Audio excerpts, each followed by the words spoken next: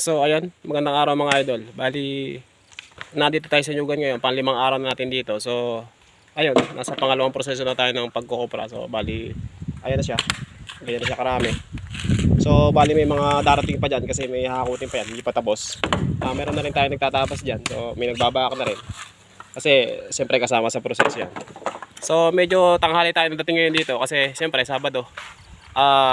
Yun ang araw ng dating ng mga bumibili ng talong natin. So nag-harvest tayo kaninang umaga. Actually kahapon pa yun, kaya lang hindi natapos. So tinuloy ko kaninang umaga. So kailangan i-priority yun kasi ibibiyahe yun. So nakabuti naman tayo kahit konti. Okay lang.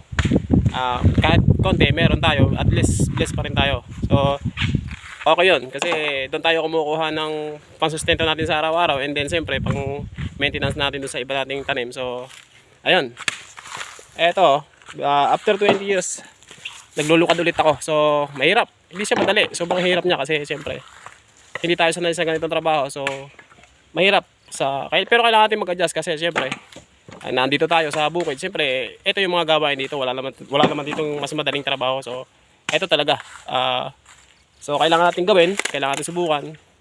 Siyempre para sa pamilya natin to at sa mga pangarap natin sa buhay. So sa mga kababayan ko dyan, dito sa Pilipinas, sa iba't ibang panig ng mundo, anumang trabaho ang ginagawa nyo ngayon, basta lumalaban tayo ng patas, kumikita tayo ng parehas para sa mga pamilya natin, okay lang yun. Saludo po ako sa inyo. So lagi lang natin tatandaan na walang madaling biyahe patungo sa ating mga pangarap. So salamat sa man kayo naroon ngayon, mag-ingat palagi and God bless.